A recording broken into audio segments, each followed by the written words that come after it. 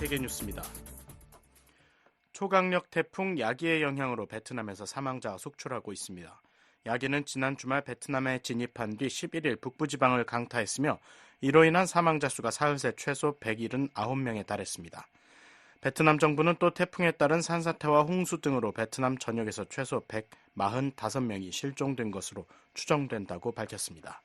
수도 하노이에서는 강한 돌풍과 폭우가 몰아친 가운데 홍강이 불어나면서 인근 주민 수천 명에게 대피 명령이 내려졌습니다.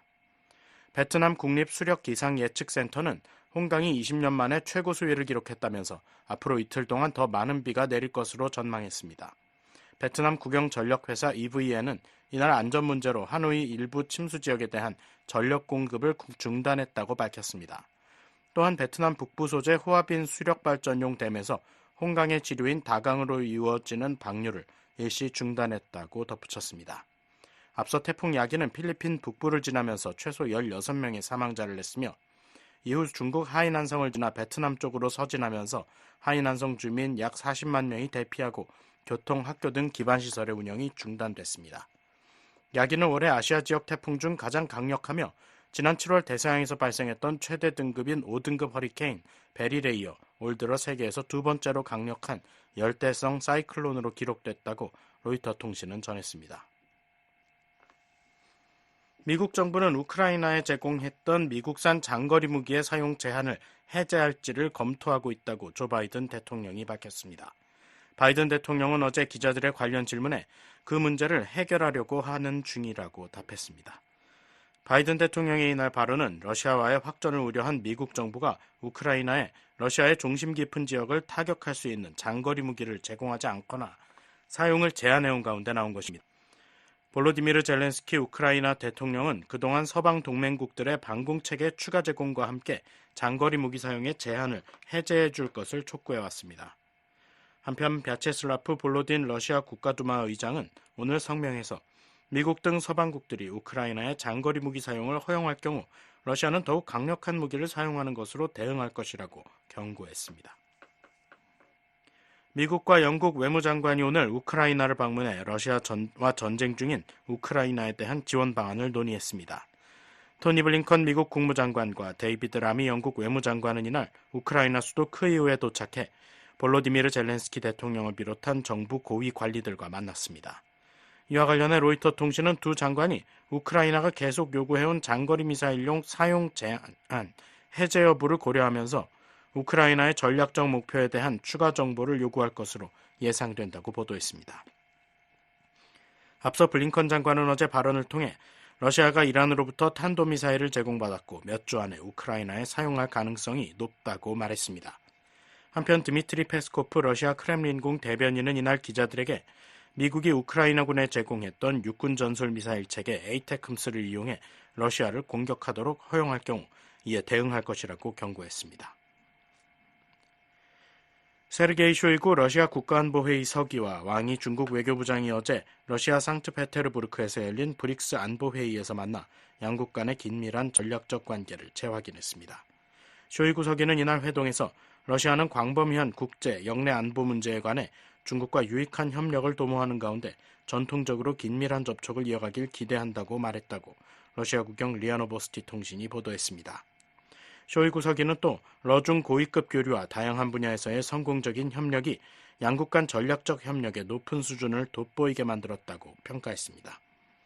아울러 다음 달 러시아 카잔에서 열리는 브릭스 정상회의의 성공적 개최를 위해 중국과의 전략적 소통을 지속적으로 강화하고 협력을 긴밀히 조율할 것이라고 말했습니다.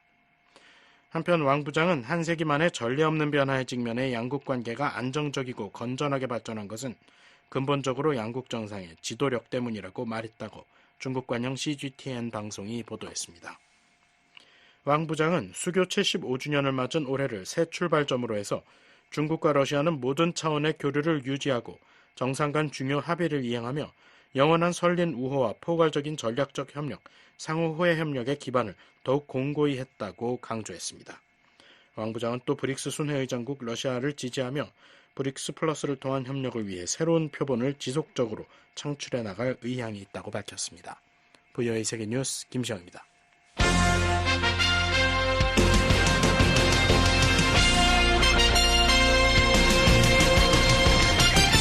VOA News Today. 여러분 안녕하십니까? 2024년 9월 11일 수요일 VOA 뉴스 투데이 3부 시작하겠습니다. 진행의 김영교입니다. 이 시간에 보내드릴 주요 소식입니다. 오는 11월 대선에서 맞붙는 카멀라 해리스 부통령과 도널드 트럼프 전 대통령이 TV 토론회에 참석해 치열한 공방을 벌였습니다. 경제 정책과 우크라이나 전쟁 해법 등 여러 현안에서 두 후보가 이견을 보이며 충돌한 가운데 김정은 북한 국무위원장도 언급됐습니다. 미국, 한국, 일본 간 협력 강화를 독려하는 결의안이 미국 하원 본회의를 통과했습니다. 의원들은 영내 점증하는 중국과 북한의 공세에 맞서기 위한 삼국 협력의 중요성을 강조했습니다. 서울에선 68개 국가와 국제기구 고위 인사들이 참석한 가운데 다자 안보회의체 서울안보대화가 열렸습니다. 참가자들은 북러, 중러 군사협력이 전 세계를 위협한다며 가치 공유국 간 연대로 대응해야 한다고 한 목소리를 냈습니다. 내일 북한 날씨는 전지역 흐리고 가끔 비 오는 곳 있겠습니다. 최저기온은 7에서 25도, 최고기온은 21에서 31도, 바다의 물결은 동해, 서해 앞바다 모두 0.5에서 1m 일겠습니다. 첫 소식입니다. 오는 11월 대선에서 맞붙는 카멀라 해리스 부통령과 도널드 트럼프 전 대통령이 TV 토론회에 참석해 치열한 공방을 벌였습니다. 경제 정책과 우크라이나 전쟁 해법 등 여러 현안에서 두 후보가 이견을 보이며 충돌한 가운데 김정은 북한 국무위원장도 언급됐습니다. 함지아 기자입니다. 카멀라 해리스 부통령과 도널드 트럼프 전 대통령이 10일 밤 펜실베니아주 필라델피아에서 열린 대선 후보 TV 토론에서 맞붙었습니다. 대선을 56일 앞두고 처음으로 열린 이날 TV 토론에서 두 후보는 경제와 낙태, 이민, 외교와 안보 등 국내외 다양한 현안을 놓고 격돌했습니다. 민주당과 공화당 후보로 각각 나서는 해리스 부통령과 트럼프 전 대통령이 직접 만난 것은 이번이 처음입니다. 이날 두 후보는 첫 토론 주제인 경제 문제에서부터 날선 공방을 벌였습니다. 해리스 부통령은 트럼프 전 대통령의 정책이 중산층의 재정 부담을 늘릴 것이라며 강하게 밀어붙였고, 반대로 트럼프 전 대통령은 현 바이든 행정부가 최악의 경제 상황을 만들어냈다는 논리로 반박했습니다. 해리스 부통령은 나는 중산층으로 자랐고 이 토론장에서 미국의 중산층과 노동자들을 끌어올릴 계획을 가진 유일한 사람이라며, 반면 상대 후보는 억만장자와 대기업에 대한 감세를 통해 미국의 적자를 5조 달러로 늘리겠다는 이전과 같은 계획을 가지고 있다고 주장했습니다. I was raised as a middle class kid. And I am actually the only person on this stage who has a plan that is about lifting up. 또한 내 상대 후보는 미국인이 한 달을 버티기 위해 의존하는 일상용품에 20%의 세금을 부과하는 내가 트럼프 판매세로 부르는 계획을 가지고 있다고 지적했습니다. 이에 대해 트럼프 전 대통령은 우리는 인플레이션으로 끔찍한 경제를 겪어왔고 이는 정말 나라를 무너뜨리는 것으로 알려져 있다며 현 바이든 행정부의 경제 정책을 비판했습니다. We've had a terrible economy because inflation has, which is really known as a country buster. Some countries we have inflation like. 이어 게다가 교도소와 감옥, 정신질환자 시설, 정신병원에서 수백만 명의 사람들이 이 나라로 쏟아져 들어오고 있고, 이들은 현재 아프리카계 미국인과 남미계, 노조의 일자리를 빼앗고 있다며 미국 전역에서 무슨 일이 일어나고 있는지 보라고 목소리를 높였습니다. 이처럼 두 후보는 이날 각 주제마다 상대방의 정책을 비판하고 차별화를 꾀하는 방식으로 토론을 이어갔습니다. 우크라이나와 중동 지역 분쟁 문제에 대해서도 이견을 드러내며 부딪혔습니다. 트럼프 전 대통령은 어떻게 24시간 내에 우크라이나 전쟁을 끝낼 수 있으며 또 우크라이나가 러시아와의 전쟁에서 승리하는 것을 바라고 있느냐는 사회자의 질문에 나는 전쟁이 끝나기를 바란다고 답했습니다. 이어 무의미하게 죽어가는 생명을 구하고 싶다면서 이들은 수백만 명에 달한다고 강조했습니다. I want the war to stop. I want to save lives that are being uselessly, people being killed by the millions. It's the millions. 또한 유럽 동맹이 충분한 방위비를 지출하지 않는다는 과거의 주장을 되풀이하면서 우리가 훨씬 더 큰 수혜자인 유럽에 요구하지 않기 때문에 우리는 2,500억 달러 이상을 쓰고 있다고 주장했습니다. 그러면서 트럼프 전 대통령은 자신은 볼로디미르 젤렌스키 우크라이나 대통령과 블라디미르 푸틴 러시아 대통령을 매우 잘 알고 있고 그들과 좋은 관계를 맺고 있으며 그들로부터 존경받고 있다고 덧붙였습니다. 이어 대통령에 당선되면 취임 이전에 이 전쟁을 끝내기 위해 노력할 것이라고 트럼프 전 대통령은 강조했습니다. 이에 대해 해리스 부통령은 도널드 트럼프가 이 전쟁을 24시간 안에 끝낼 것이라고 말하는 이유는 그가 전쟁을 포기할 것이기 때문이라고 생각한다고 말했습니다. 그러면서 그것은 미국인으로서 우리의 모습이 아니다라며 이번 전쟁에 대한 승리 의지를 확인했습니다. I believe the reason that Donald Trump says that this war would be over within 24 hours is because he would just give it up. And that's not who we are as Americans. 해리스 부통령은 자신이 러시아의 침공 직전 젤렌스키 대통령과 만나고 이후 50여 개 나라의 지원을 이끌어낸 사실을 강조하면서 만약 도널드 트럼프가 대통령이었다면 푸틴은 지금 우크라이나 수도 크이우에 앉아 있을 것이라고 말했습니다. 이처럼 두 후보는 국제사회에서 미국의 역할에 대한 근본적인 인식 차이를 보였습니다.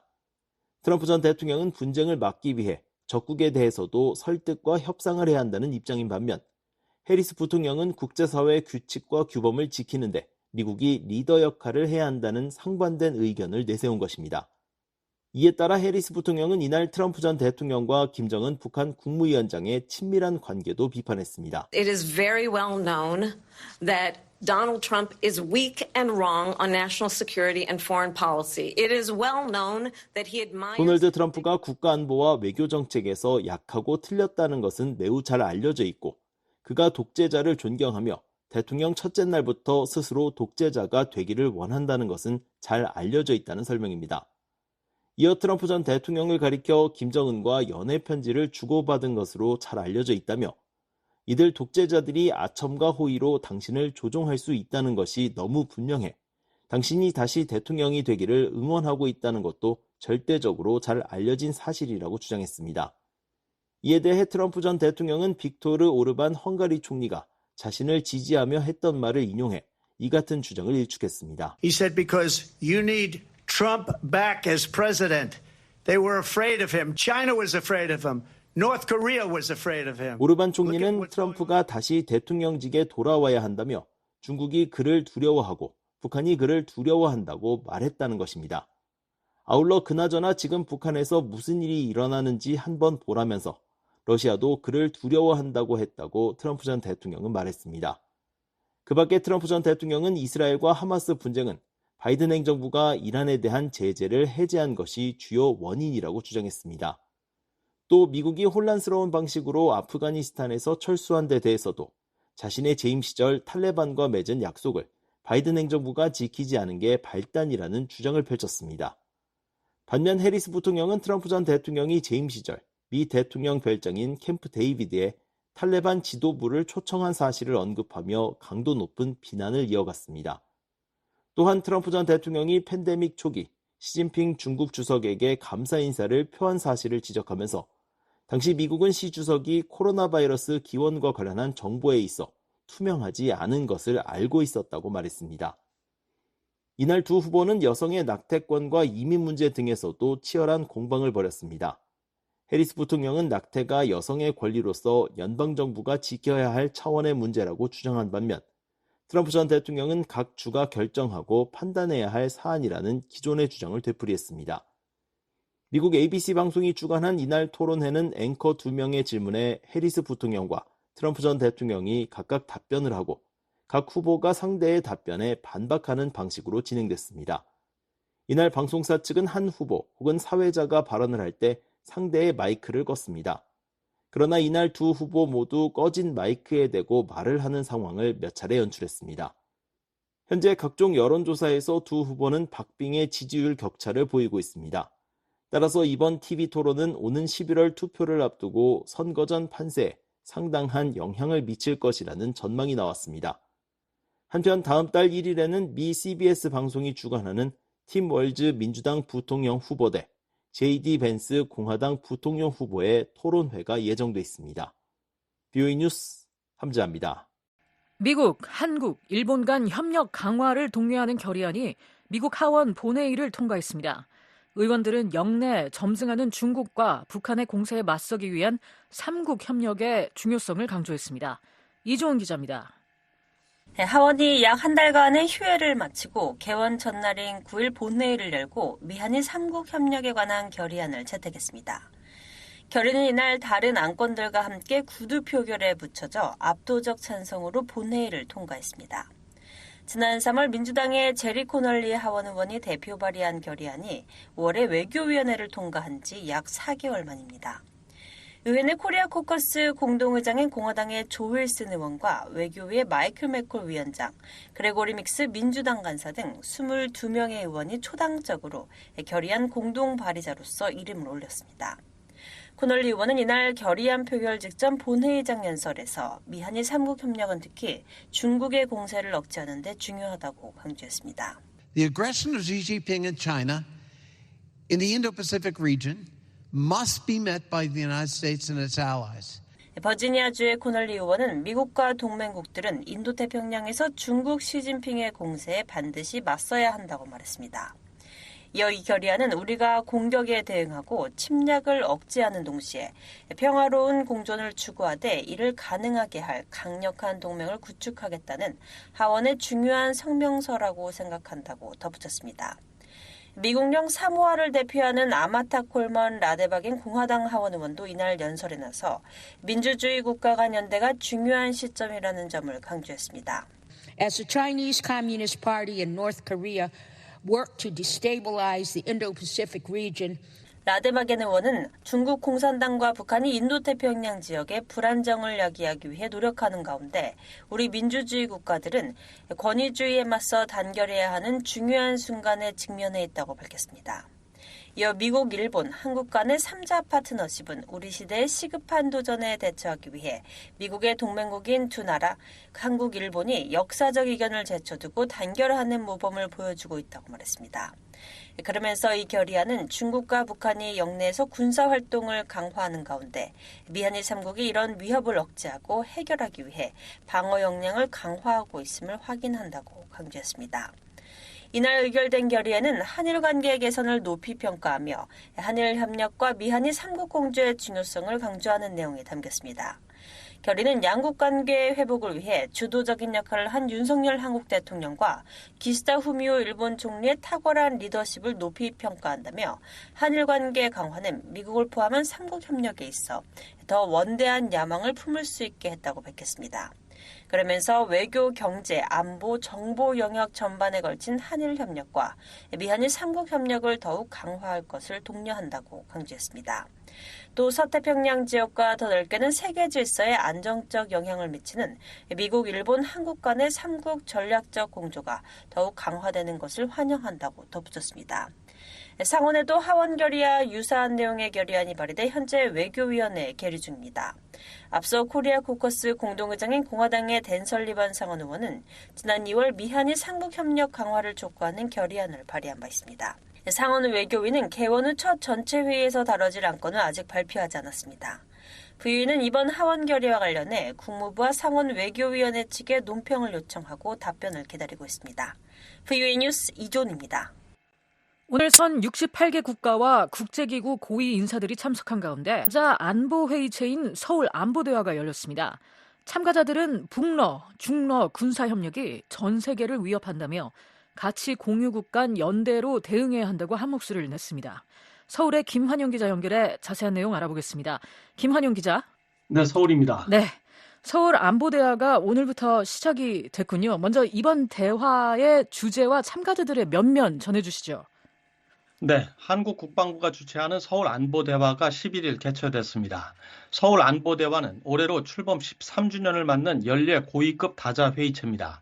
이번 행사엔 캐나다와 핀란드, 르완다, 말레이시아, 몽골, 아랍에미레이트, 카메룬, 파푸아 뉴기니 등 8개국 장관급 인사와 롯바워 북대서양 조약기구 군사위원장, 오니키 마코토 일본 방위 부대신, 카라 에버크롬비 미국 국방부 정책부차관 대리 등 68개 국가와 국제기구에서 900여 명이 참가했습니다.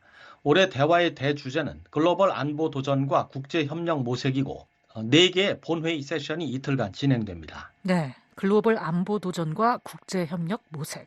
그렇다면 오늘 첫날 회의에서는 어떤 발언들이 나왔습니까? 영내 전쟁 억제와 규칙 기반 질서 수호를 주제로 한 첫 세션의 첫 발언자로 나선 김영현 한국 국방부 장관은 지난 6월 북한과 러시아가 포괄적인 전략 동반자 조약을 맺으면서 한반도와 국제사회를 위협하고 있다며 공동 대응 필요성을 역설했습니다.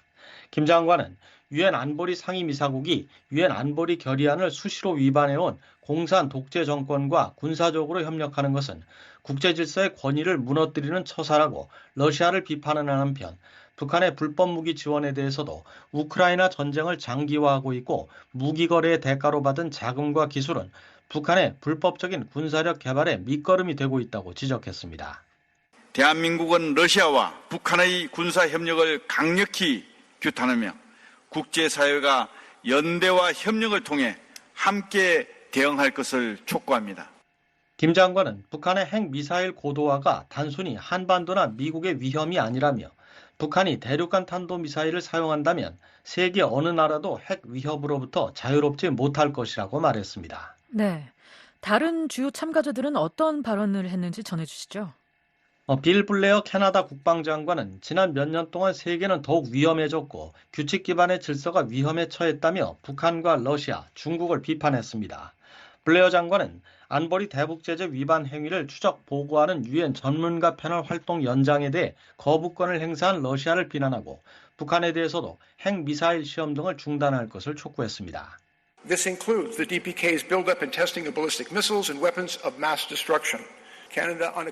블레어 장관은 캐나다는 북한의 탄도미사일과 대량 살상무기 실험을 분명하게 규탄한다며 북한은 이런 공격적인 활동들을 중단하고 핵확산 금지 조약 준수를 재개하고 국제사회와의 대화에 나서라고 말했습니다. 오니키 마코토 일본 방위성 부대신도 북한 핵미사일 기술의 현저한 발전은 일본과 영내 그리고 국제사회 평화를 위협하는 것으로 용납할 수 없다고 강조했습니다. 오니키 부대신은 북러는 탄약 지원과 조약 체결 등으로, 중러는 인도태평양 지역에서 공동 항행, 공동 비행을 실시하며 군사협력을 강화하고 있다며 이는 법치주의에 입각한 자유롭고 개방된 질서에 대한 심각한 도전이라고 우려했습니다. 그러면서 인태지역 국가들 간 협력과 소통을 강화해 이런 도전을 용납하지 않겠다는 것을 말과 행동으로 분명히 보여야 한다고 말했습니다. 네. 북중러의 이런 도전에 맞서 비전통적인 국방 첨단 기술의 신속 도입도 강조됐다고 하던데 이건 어떤 얘기인가요?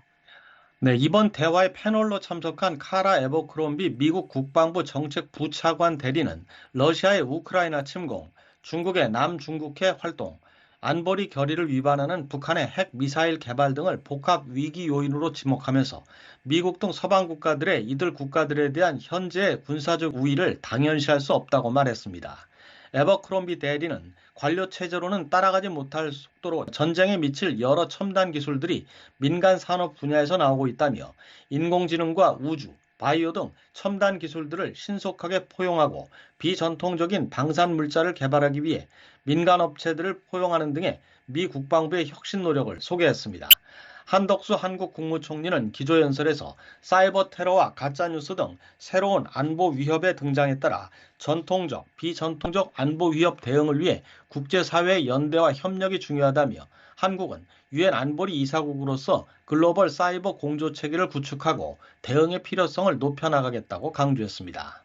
앞서 김 기자가 전해준 것처럼 이번 대회에 인도태평양 지역 바뀐 나토 고위 인사도 참석하지 않았으니까 어떤 발언을 했는지 궁금하군요.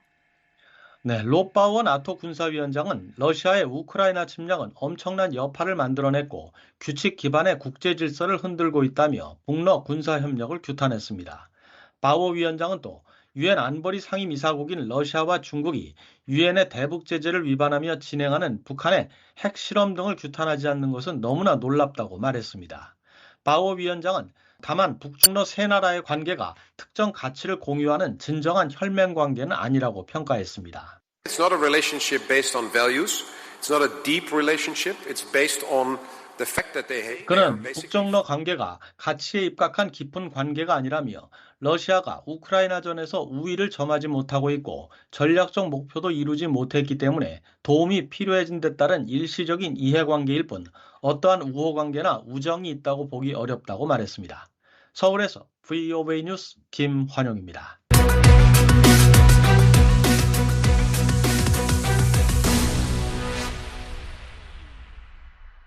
최근 워싱턴에서 열린 제5차 미한 확장 억제 전략협의체 고위급 회의는 전방위적 확장 억제 공조 방안을 점검하고 북한 핵 위협 시나리오를 처음으로 논의한 중대한 진전으로 평가받고 있는데요. VOA는 이번 논의의 성과와 향후 발전 방향을 심도 있게 분석하는 인터뷰 시리즈를 마련했습니다. 오늘은 국방부 국방정책위원회 위원을 겸하는 마이클 오헨론 브루킹스 연구소 선임 연구원의 진단 들어봅니다. 조은정 기자입니다. 오헨런 연구원님, 최근 워싱턴에서 열린 5차 확장 억제 전략 협의체의 의의는 무엇일까요? You know, a lot of what's going on is really just managing the mechanics of the alliance. And there's a public dimension as well.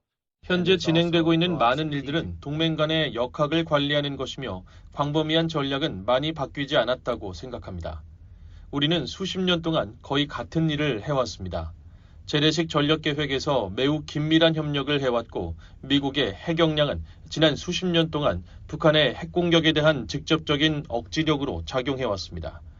지난 몇 년간은 한국이 핵 관련 구상에 대해 더 많은 의견을 제시하고 더 많은 가시성을 갖도록 노력했습니다. 이건 중요한 부분인데요. 한국이 핵무기를 보유하지 않더라도 미한 동맹에서 완전히 동등한 역할을 하고 있다고 느끼는데 도움을 주기 때문입니다. 미국은 비확산에 대한 국제적 약속이 있기 때문에 한국이 핵무기를 갖지 않기를 바랍니다. 따라서 미국에 대한 한국의 신뢰도를 높일 수 있는 것이라면 좋은 것입니다. 오헨런 연구원님, 확장 억제 전략 협의체에서 처음으로 북핵 위협 상황 시나리오를 다뤘습니다. 실제 상황에 대비하는 데 있어 어떤 도움이 됩니까? I, however, am somewhat suspicious or at least skeptical about whether there is that much actual decision-making happening in any of these consultative 이러한 processes. 협의 과정에서 실제로 얼마나 많은 결정이 내려지는지 의문입니다. 북한의 핵 공격 가능성에 대비해 미국과 한국이 어떤 대응을 해야 할지 미리 각본으로 만들 수는 없다고 봅니다. 유사시 실제 실행될 세부적인 로드맵을 동맹 간 절차에 따라 마련할 수 있다는 생각은 말이 안 됩니다. 특정 상황과 대통령의 결정과 무관하게 말이죠. 한반도에 핵무기가 사용된다면 1945년 이후 인류 역사상 가장 중대한 결정이 될 것입니다. 대령들과 일성 장군들, 국무부와 외교부 관리들에게 그 결정권을 줄 수는 없습니다. 하지만 우리가 할 수 있는 것은 가능한 옵션은 무엇이며 다양한 결정이 어떻게 내려질 수 있는지에 대한 세부 사항을 생각하도록 도와서 끔찍한 상황이 벌어졌을 때 충격이 크지 않도록 하는 것입니다. 또 미국뿐만 아니라 한국도 어떤 결정을 내리기 전에 조언을 해줄 수 있는 기회를 가졌습니다. 만약 그런 끔찍한 순간이 온다면 중요한 것은 전쟁이 전면적인 핵 공격으로 번지지 않도록 하는 방법을 찾는 것입니다. 오헨런 연구원님, 미국은 이번 회의에서도 북한이 핵무기를 사용할 경우 정권 종말로 이어질 것이라고 거듭 밝혔는데요. 방금 말씀하신 전면적인 핵전쟁을 피하면서 미국이 북한 정권을 종식시킬 수 있는 구체적인 방법은 무엇일까요? You see, that's actually a mistake in U.S. policy, in my opinion, and maybe in Korean policy as well, to the extent Koreans are asking us to say that. It's just not true. 그 선언은 사실 미국 정책의 실수라고 생각합니다. 한국이 미국에게 그런 선언을 요구했다면 한국 정책의 실수이기도 합니다. 북한은 현재 핵무기 50기를 가지고 있는 것으로 추정되고 있죠. 예를 들어 봅시다. 김정은이 한국과 미국인들이 겁을 먹고 행동을 바꾸기를 바라는 시각적 효과를 만들기 위해 바다로 핵무기 하나를 발사했다고 칩시다. 아무도 죽지 않거나 외딴 어촌에서 20명이 죽는다고 가정해 봅시다. 끔찍한 일이죠.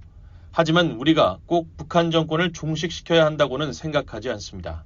우리가 그렇게 하려고 하면 북한이 그 과정에서 핵무기로 서울을 공격할 수도 있기 때문입니다. 북한이 핵무기를 터뜨렸다면 엄중한 처벌을 받아야 합니다.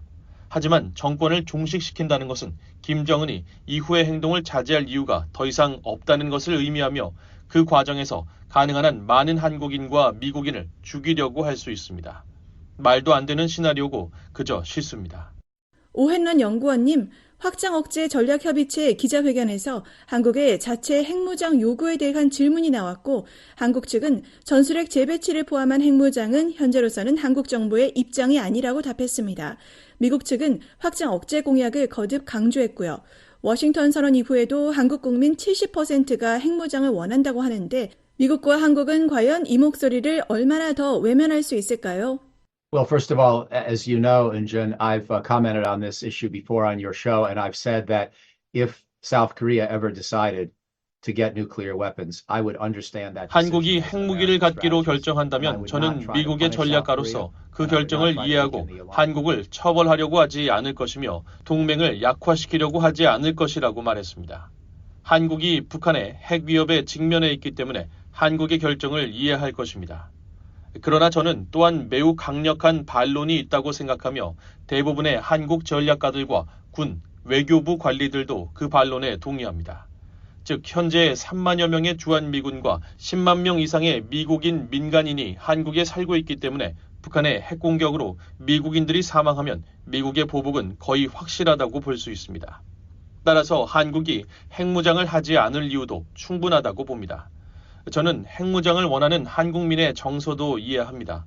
그런데 그중 몇 퍼센트가 핵무장 과정에서의 위험과 비용에 대해 생각해 봤을까요? 과연 대통령 선거에서 가장 중요한 문제로 삼고 있을까요? 또한 민주주의 국가에서 여론조사를 바탕으로 국가 안보를 결정하지는 않습니다. 그렇게 한다면 국민 투표만 하면 되고 전문가도 선출직 공무원도 필요 없고 정부도 존재하지 않겠죠. 선출직 공무원의 임무는 대중의 정서가 현명한 방식으로 정책으로 전환되도록 하는 것입니다. 오hen런 연구원님, 김태효 한국 국가안보실 차장은 트럼프 전 대통령이 재선되면 미국의 안보 우산이 약화할 수 있다고 말했는데요. 또 트럼프 2기 행정부는 전략자산의 한국 전개 비용을 논의하자고 할 수도 있다고 말했습니다. 김 차장의 발언은 향후 한국의 핵무기 개발에 대한 힌트가 아닐까요? 미국의 정권 교체에 대한 우려보다는 말이죠. Well, I agree that if President Trump is reelected or elected for a second time, then we will have to watch very carefully what he says about the US-ROK alliance, because he was very critical of the alliance. 트럼프 전 대통령이 재선된다면 그가 미한 동맹에 대해 어떤 말을 할지 매우 주의 깊게 지켜봐야 한다는데 동의합니다. 트럼프 전 대통령은 첫 임기 때 미한 동맹에 대해 매우 비판적이었고 한국이 방위비 분담금 지원에 후하지 않다고 생각했었죠. 그는 한국이 미국을 경제적으로 착취한다고 생각했고 주한미군 철수를 거론했습니다. 의회가 초당적으로 2019년 국방수권법에서 대통령이 의회의 명시적 허가 없이 주한미군을 2만 2천 명 이하로 감축하는 것을 금지하는 규정을 만들 정도였죠. 그 법이 헌법에 합치하는지 의회가 실제로 그런 법을 제정할 권한이 있는지는 모르겠지만 아무튼 트럼프에 대한 우려 때문에 법이 제정됐습니다. 우리는 트럼프 전 대통령이 재선 이후 어떤 태도를 보일지 지켜봐야 할 것입니다. 아마도 그는 내년까지 주한미군 주둔비를 2배로 늘려야 한다. 그렇지 않으면 미군을 철수할 것이다와 같은 말을 할지도 모릅니다. 솔직히 말해서 저는 그런 말이 별로 달갑지 않을 것입니다. 하지만 저는 한국이 잘 생각해보고 어쩌면 방위비 분담금을 매년 10억 달러씩 추가로 제공해야 한다고 생각합니다. 그것이 가장 현명한 방법일 수 있습니다. 물론 두 동맹국 간 역학관계에 좋은 일은 아닐 것입니다. 저와 많은 미국인들은 트럼프 전 대통령의 발언이나 요구에 불쾌감을 느끼고 동맹국, 친한 친구를 대하는 옳은 방식이라고 생각하지 않을 것입니다. 하지만 솔직히 그런 시나리오에서는 문제를 해결할 수 있는 합리적인 방법이 있을 수 있습니다. 그러면 트럼프 전 대통령은 자신이 방위비 분담을 개선했다고 자랑할 수 있고 미한 동맹은 이전처럼 지속될 수 있습니다. 오hen런 연구원님, 영내 안보 상황 악화를 고려할 때 확장 억제 전략협의체는 앞으로 어떻게 진화해야 할까요? And I worry that if we keep trying to ask this consultative group to do more and more and more, someone's going to want to pre-write or pre-script. 우리가 이 자문그룹에 점점 더 많은 성과를 요구한다면 누군가는 가설적이고 이론적이며 아직 일어나지 않은 시나리오에 대한 정교한 핵 대응 계획을 미리 작성하고 싶어 할 것이라는 점을 우려합니다. 그런 계획을 작성하는 것은 실수가 될 것입니다. 북대서양 조약기구 나토에서처럼 협의그룹을 통해 양측이 모든 옵션에 익숙해지고 서로의 견해에 익숙해지며 서로 대화를 통해 주고받기를 할 수 있다는 점을 확인할 수 있습니다. 예를 들어 핵 지휘 통제 체계가 견고하고 사이버 보안이 핵 지휘 통제 체계에 적합하며 전쟁이 발생해 평소 통신에 사용되는 물리적 인프라가 손상될 수 있는 상황에서 미한 대통령이 서로 대화할 수 있도록 하는 등의 구체적인 일을 할 수 있습니다. 하지만 큰 전략적 약속을 하려고 한다면 너무 무리하게 밀어붙이는 것입니다. 지금까지 마이클 오헨론 브루킹스 연구소 선임 연구원으로부터 확장 억제 전략협의체 5차 회의 결과에 대한 평가와 한국 핵무장론에 대한 미국의 선택에 대해 들어봤습니다. 인터뷰에 조은정 기자였습니다. 북한, 중국, 이란의 러시아 전쟁 지원이 우크라이나뿐 아니라 유럽 전체에 대한 위협이라고 미국 국무장관이 지적했습니다. 이들이 전쟁을 영속화하고 분쟁을 부추기고 있다는 겁니다. 조은정 기자입니다. 토니 블링컨 국무장관이 10일 러시아의 우크라이나 전쟁 수행을 돕는 북한과 이란의 직접적인 무기 지원과 중국의 방위 산업 지원을 비판했습니다. 블링컨 장관은 10일 영국 런던에서 데이비드 레미 영국 외무장관과 연 기자회견에서 우크라이나 침략 전쟁을 위해 푸틴은 점점 더 이란과 북한의 도움에 의존하고 있다고 말했습니다. To wage his war of aggression on Ukraine, Putin is also relying increasingly on help from Iran and the DPRK. In these instances, 이어 이 경우 실제 무기를 얻기 위한 것이며 명백하게 다수의 유엔 안전보장 이사회 결의를 위반하는 것이라고 지적했습니다. 블링컨 장관은 이란이 러시아에 살상용 드론을 오랫동안 공급했고 최근에는 우크라이나에서 쓸 단거리 탄도미사일을 제공했다고 밝혔습니다. 또 러시아가 파스 360 근거리 탄도미사일을 전달받았으며 몇 주 안에 우크라이나를 상대로 사용할 가능성이 높다고 말했습니다. 또 중국의 러시아 방위 산업 지원도 지적했습니다. 블링컨 장관은 푸틴이 이러한 침략을 계속할 수 있는 이유 중 하나는 중국의 지원 때문이라며 중국은 러시아에 대해 공작기계와 초소형 전자기기의 최대 공급국이라고 말했습니다.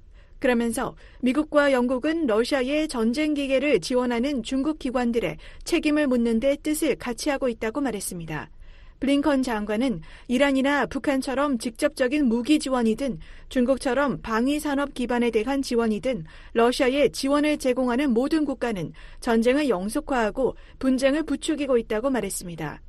anyone who is providing assistance to Russia, whether it's direct lethal assistance like Iran or North Korea, whether it's assistance to their defense industrial base. 그러면서 이는 우크라이나와 그 국민뿐 아니라 유럽 전체에 대한 위협이라며 유럽 동료들은 러시아가 냉전 종식 이후 유럽 안보에 가장 큰 위협을 가하는 것으로 본다고 말했습니다.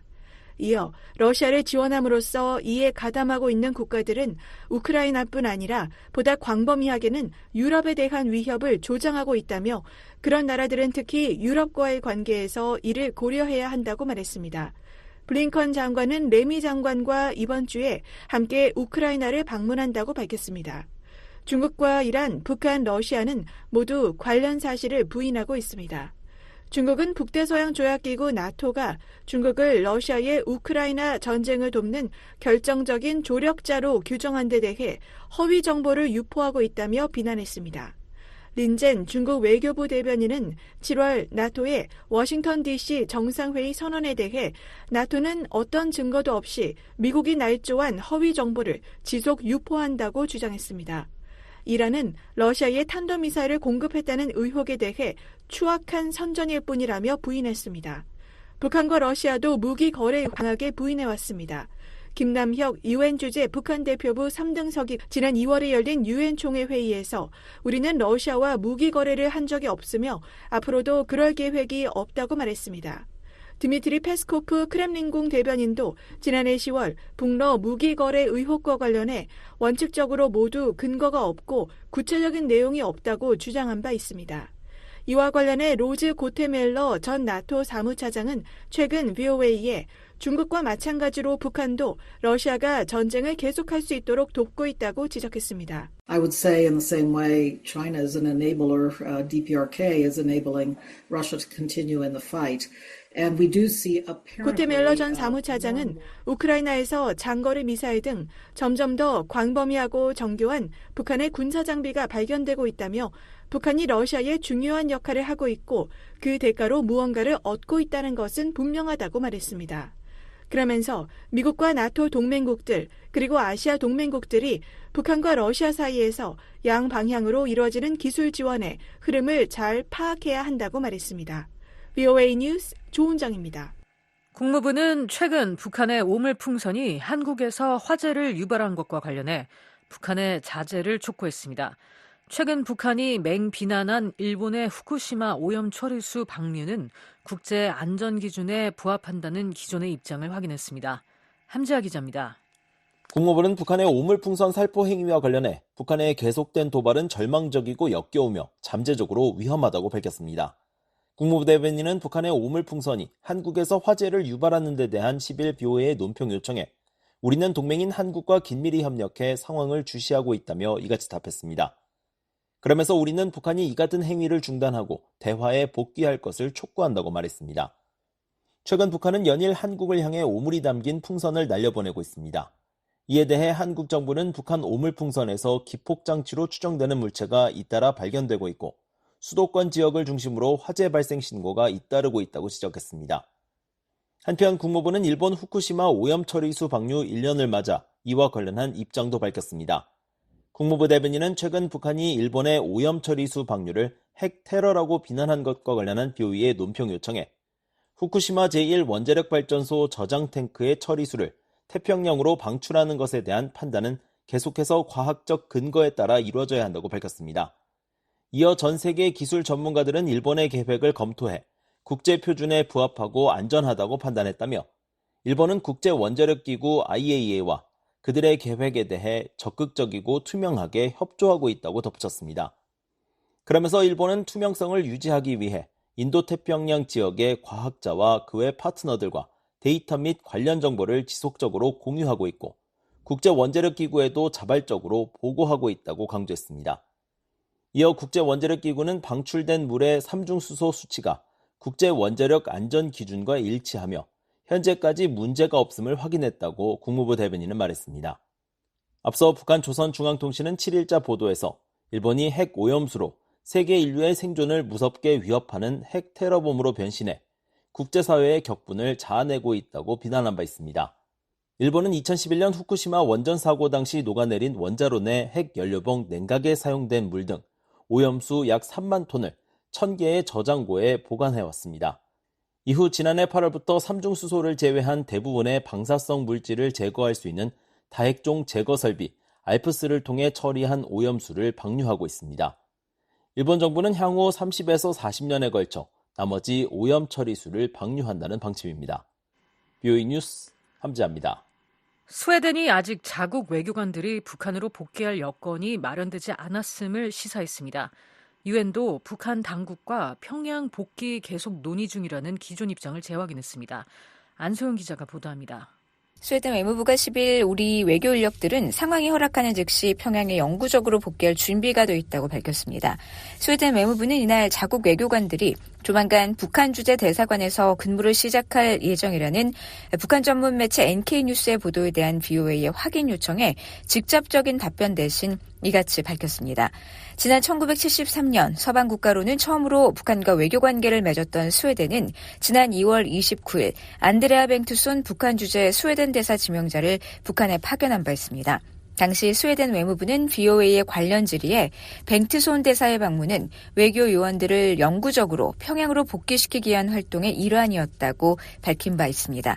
스웨덴은 코로나 초기인 2020년 8월 북한 주재 외교관들을 철수시켰습니다. 독일은 이날 북한 복귀와 관련한 BOA의 질의에 지난 2월 외무부 팀이 평양에서 기술 점검을 진행했다고 상기했습니다. 그러면서 신종 코로나로 2022년 3월 임시 폐쇄된 평양 주재 독일 대사관 부지를 점검한 것이라면서 당시 방문이 북한 주재 독일 대사관의 재개를 위한 사전 결정은 아니었다라고 부연했습니다. 한편 지난 2월 독일과 스웨덴 외무부 대표단의 방북 이후 영국과 스위스, 폴란드 외무부도 북한 당국과 평양 방문 계획을 조율하고 있다고 밝혔지만 아직까지 성사되지는 않았습니다. 조 콜럼바노 주북 유엔 상주 조정관실은 10일 BOA에 북한 당국과 유엔 직원들의 평양 복귀를 위한 논의가 계속되고 있다는 기존 입장을 재확인했습니다. 콜럼바노 상주 조정관실은 유엔과 북한 정부 간 대북 유엔 전략 계획 이행을 위한 정기적인 활동을 재개하기 위해 유엔 국가팀의 복귀에 대한 논의가 진행 중이라고 밝혔습니다. 앞서 유엔은 지난 2016년 대북 유엔 전략 계획 2017-2021을 채택했지만 북한의 국경 봉쇄로 활동이 중단되면서 4년 연속 이를 연장한 바 있습니다. 주북 유엔 상주 조정관실은 세계보건기구와 유엔 아동기금, 세계식량계획, 유엔 개발계획, 유엔 인도주의 업무 조정국 등 5개 북한 상주 유엔 기구를 총괄합니다. 유엔은 지난 3월 조 콜롬바노 주북 상주 조정관을 임명했습니다. 하지만 콜롬바노 조정관은 신종 코로나에 따른 북한의 국경 병세 조치가 이어지면서 평양에 상주하지 못하고 태국 방콕에 있는 유엔 지역 본부에서 업무를 보고 있습니다. 국제적십자위원회는 이날 북한에 복귀해 활동을 재개할 준비가 돼 있다고 밝혔습니다. ICRC 공보실은 우리는 북한 적십자사와 연락을 유지하고 있다면서 ICRC는 상황이 허락한다면 북한에서의 활동을 재개하고 인도주의적 필요와 대응을 결정하기 위한 직접적인 평가를 수행할 준비가 돼 있다고 설명했습니다. 제롬 소바주 전 유엔개발계획 평양사무소장은 최근 VOA에 대북지원 사업에 참여하는 기구와 단체들이 북한에 상주하지 못하면 업무에 큰 차질이 빚어질 수밖에 없다고 말했습니다. It's very difficult for an agency, any agency such as the UN or any other agency, to work on. 소바주 전 소장은 특히 유엔이나 다른 기관들이 외부에서 북한 프로그램을 진행하는 것이 불가능한 건 아니지만 매우 어렵다며 프로그램의 범위에 많은 제한이 있을 것이라고 설명했습니다. VOA 뉴스 안소영입니다. 북한에 억류됐다가 숨진 미국인 오토 원비어의 부모가 북한에 자산 압류를 요청하는 법원 문건을 제출했습니다. 원비어가 사망한 지 7년이 지났지만 북한 자산에 대한 추적은 계속되고 있습니다. 함지아 기자가 보도합니다. 오토 원비어의 부모가 미국 법원에 압류 명령 발급 요청서를 제출했습니다. 미국 연방법원 전자기록 시스템에 따르면 원비어의 부모인 신디와 프레드 원비어 씨는 9일 이 요청서를 비롯한 총 4개의 관련 문건을 비공개 방식으로 워싱턴 DC 연방법원에 냈습니다. 압류명령 발급 요청서는 원고가 피고의 자산을 압류할 수 있도록 허가해달라고 요청하는 문건입니다. 원비어 씨 부부가 이번 요청서를 비공개 방식으로 낸 만큼 자세한 내용은 알 수 없습니다. 그러나 요청서가 명시하는 피고가 북한인 점으로 볼 때 북한 소유 자산에 대한 소유권을 주장하는 것으로 추정됩니다. 앞서 원비어의 부모인 프레드와 신디 원비어 씨는 북한 당국의 고문으로 아들이 사망했다며 2018년 4월 워싱턴 DC 연방법원에 북한 정권을 상대로 소송을 제기해 같은 해 12월 베럴 하월 판사로부터 약 5억 달러의 승소 판결을 받았습니다. 이번에 요청서가 접수된 곳은 당시 승소 판결을 내린 재판부입니다. 원비어 씨 부부는 승소 판결을 받은 이후에도 꾸준히 이 재판부에 북한 자산 회수와 관련한 요청서를 제출해 승인을 받아왔습니다. 실제로 원비어 씨 부부는 2019년부터 매년 법원의 보호명령 아래 해외자산 통제실 등이 차단한 북한 자산 정보를 파악하고 있습니다. 가장 최근인 지난해 12월에는 재무부가 동결한 북한 자산에 대한 정보를 공개할 수 있게 해달라고 요청했고 재판부는 이를 허가했습니다. 또 지난해 11월에는 뉴욕 멜론은행에 예치된 북한 관련 자산 220만 3,258달러의 소유권을 인정받기도 했습니다. 이 자금의 원소유주는 러시아 극동은행으로 원비어 씨 부부는 극동은행이 북한 고려항공의 대리, 대행기관이란 이유를 들어 이 자금의 소유권을 주장했었습니다. 원비어 씨 부부는 이보다 앞선 2022년에는 미국에 본사를 둔 온라인 결제 회사 페이팔이 보유한 특정 정보를 공개할 수 있게 해달라며 법원에 보호명령 요청서를 제출했습니다. 구체적인 제출 배경을 명시하진 않았지만 페이팔이 보유한 북한 자금 혹은 대북제재 위반에 연루된 제3자의 자산일 것이라는 추정이 나왔습니다. 아울러 2020년엔 미국 뉴욕주 감사원이 동결한 조선광선은행 소유의 24만 달러를 회수했으며 2019년엔 북한산 석탄을 불법 운반하다 인도네시아 당국에 억류돼 이후 미국 정부가 몰수한 북한 선박 와이즈 어네스토호의 매각 대금 일부를 받아냈습니다. 오토 원비어는 지난 2015년 12월 북한 여행길에 올랐다가 북한 당국에 억류된 뒤 15년의 노동 교화형을 선고받았습니다. 이후 2017년 6월 혼수 상태로 미국으로 돌아왔지만 엿새 만에 사망했습니다. 사망 7년이 지난 후에도 북한 자산에 대한 추적이 계속되고 있는 것입니다. 뷰이는 유엔 주재 북한 대표부의 원비어 부모의 지속적인 북한 자산 추적에 대한 입장을 문의하고 답변을 기다리고 있습니다. 앞서 원비어의 모친인 신디 원비어 씨는 지난 2019년 미 의회가 아들의 이름을 딴 대북 제재 관련 법안을 의결할 당시 북한 정권을 계속 압박하겠다는 뜻을 분명히 했습니다. My message is to North Korea, like it always is. People matter. 신디 원비어 씨는 북한에 대한 메시지는 늘 그랬듯 사람, 특히 아들 오토가 소중하다는 것이라며 절대로 북한이 아들을 잊지 않게 하겠다고 말했습니다. VOA 뉴스 함지아입니다.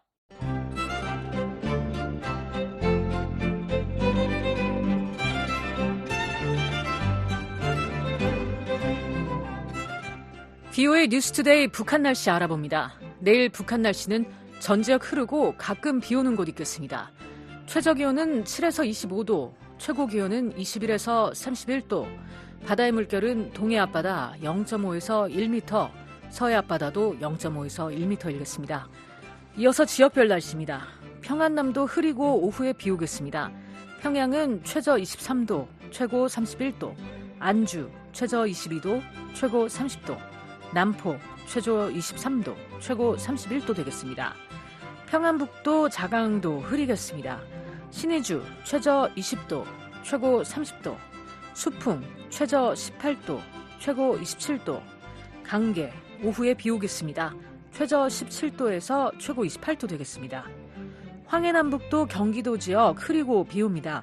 해주 최저 25도, 최고 29도, 용년 최저 23에서 최고 30도, 개성 최저 24도, 최고 29도, 사리원 최저 23도, 최고 30도, 신계 최저 22도, 최고 29도 되겠습니다.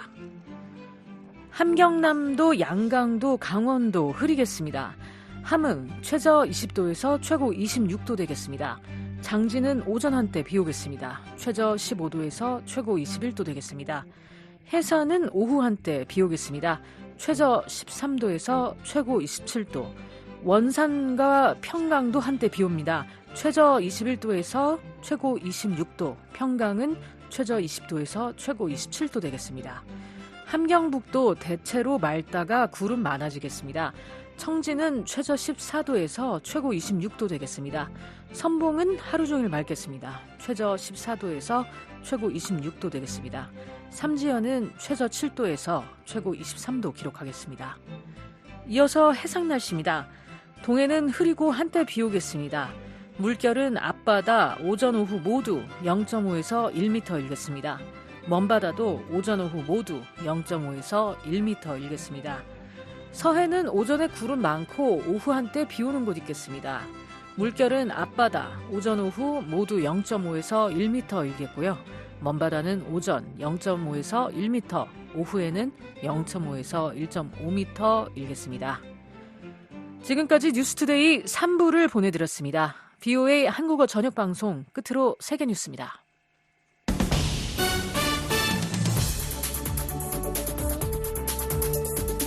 VOA 세계뉴스입니다. 초강력 태풍 야기의 영향으로 베트남에서 사망자가 속출하고 있습니다. 야기는 지난 주말 베트남에 진입한 뒤 11일 북부지방을 강타했으며 이로 인한 사망자 수가 사흘 사이 최소 179명에 달했습니다. 베트남 정부는 또 태풍에 따른 산사태와 홍수 등으로 베트남 전역에서 최소 145명이 실종된 것으로 추정된다고 밝혔습니다. 수도 하노이에서는 강한 돌풍과 폭우가 몰아친 가운데 홍강이 불어나면서 인근 주민 수천 명에게 대피 명령이 내려졌습니다. 베트남 국립수력기상예측센터는 홍강이 20년 만에 최고 수위를 기록했다면서 앞으로 이틀 동안 더 많은 비가 내릴 것으로 전망했습니다. 베트남 국영전력회사 EVN은 이날 안전 문제로 하노이 일부 침수 지역에 대한 전력 공급을 중단했다고 밝혔습니다. 또한 베트남 북부 소재 호아빈 수력발전용 댐에서 홍강의 지류인 다강으로 이루어지고 있던 방류를 일시 중단했다고 덧붙였습니다. 앞서 태풍 야기는 필리핀 북부를 지나면서 최소 16명의 사망자를 냈으며 이후 중국 하이난성을 지나 베트남 쪽으로 서진하면서 하이난성 주민 약 40만 명이 대피하고 교통, 학교 등 기반시설의 운영이 중단됐습니다. 야기는 올해 아시아 지역 태풍 중 가장 강력하며 지난 7월 대서양에서 발생한 최대 등급 5등급인 허리케인 베릴에 이어 올 들어 세계에서 두 번째로 강력한 열대성 사이클론으로 기록됐다고 로이터 통신은 전했습니다. 이스라엘군이 요르단강 서안지구의 한 지역에 공습을 가해 최소 5명이 사망했다고 팔레스타인 적신월사가 오늘 밝혔습니다. 이슬람권 적십자사인 적신월사는 이날 성명을 통해 이같이 밝히면서 시신을 수습해 병원으로 이송했다고 전했습니다. 이에 대해 이스라엘군은 성명을 통해 대테러 활동의 일환으로 조금 전 투바스 지역에서 이스라엘군의 항공기가 무장 테러 조직을 공격했다고 밝혔습니다. 한편 로이드 오스틴 미국 국방장관은 어제 요아브 갈란트 이스라엘 국방장관과의 통화에서 지난 6일 서한지구에서 시위에 참석했다가 이스라엘군의 총격으로 숨졌던 미국 튀르키예 이중 국적자 야이셰누르 에즈기 에이기시 사망에 심각한 우려를 표명했습니다. 그러면서 서한지구에서 활동하는 이스라엘군의 교전 수칙을 재검토할 것을 촉구했습니다. 앞서 이스라엘군은 이 사건에 대해 의도치 않은 사고였다면서 유감의 뜻을 밝힌 바 있습니다. 미국 정부는 우크라이나에 제공했던 미국산 장거리 무기의 사용 제한을 해제할지를 검토하고 있다고 조 바이든 대통령이 밝혔습니다. 바이든 대통령은 어제 기자들의 관련 질문에 그 문제를 해결하려 하는 중이라고 답했습니다.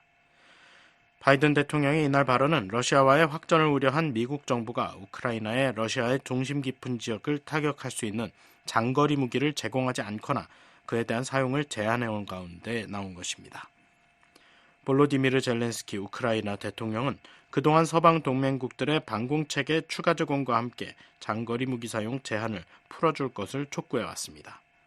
한편 벼체슬라프 볼로딘 러시아 국가두마 하원의장은 오늘 성명에서 미국 등 서방국들이 우크라이나의 장거리 무기 사용을 허용할 경우 러시아는 더욱 강력한 무기를 사용하는 것으로 대응할 것이라고 경고했습니다.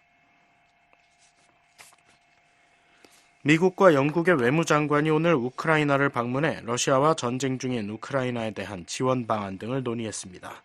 토니 블링컨 미국 국무장관과 데이비드 라미 영국 외무장관은 이날 우크라이나 수도 크이우에 도착해 볼로디미르 젤렌스키 대통령을 비롯한 정부의 고위 관리들과 만났습니다. 이와 관련해 로이터 통신은 두 장관이 우크라이나가 계속 요구해온 장거리 미사일 사용 제한 해제 여부를 고려하면서 우크라이나의 전략적 목표에 대한 추가 정보를 요구할 것으로 예상된다고 보도했습니다. 앞서 블링컨 장관은 어제 발언을 통해 러시아가 이란으로부터 탄도미사일을 제공받았다며 몇 주 안에 우크라이나에 이를 사용할 가능성이 높다고 말했습니다. 한편 드미트리 페스코프 러시아 크렘린궁 대변인은 이날 기자들에게 미국이 우크라이나에 제공한 육군 전술 미사일 체계 에이테크스를 이용해 러시아를 공격하도록 허용할 경우 이에 대응할 것이라고 경고했습니다. 오는 11월 실시될 미국 대선의 민주당 후보인 카멀라 해리스 부통령과 공화당 후보 도널드 트럼프 전 대통령이 어제 첫 TV 토론에서 격돌했습니다. 대선을 56일 앞두고 펜실베이니아주 필라델피아 국립헌법센터에서 열렸던 이날 토론에서 두 후보는 경제와 이민, 낙태 등 국내 문제부터 우크라이나 전쟁 등 국제 현안에 이르는 광범위한 쟁점에 대해 열띤 논쟁을 펼쳤습니다.